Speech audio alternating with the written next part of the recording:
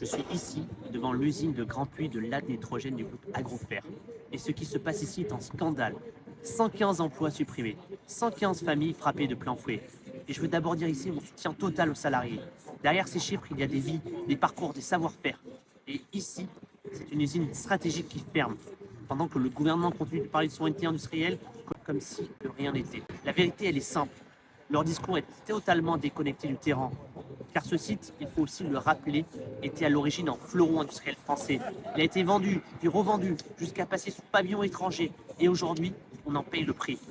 Ici, on produisait de l'ammonitrate, un engrais essentiel pour notre agriculture, pour nourrir les Français, alors même que nos agriculteurs voient les prix des engrais emportés exploser et voient leur trésorerie être fragilisée davantage. Et surtout, c'est un point que peu de gens rappellent. L'ammonitrate serait l'un des seuls engrais azotés pouvant être décarbonés dans sa production.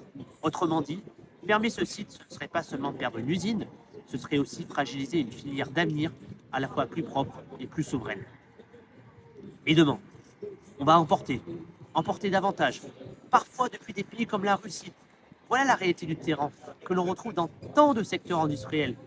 On détruit notre production et on organise notre dépendance. Depuis des années, les gouvernements ont laissé faire.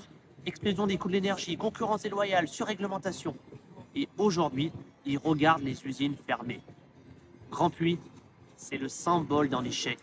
L'échec d'une politique industrielle qui abandonne notre territoire. Disons-le clairement, on ne reconstruira pas la France en laissant partir nos usines une à une. Ne soyons pas fatalistes. Menons une véritable politique industrielle, incitative pour nos entreprises.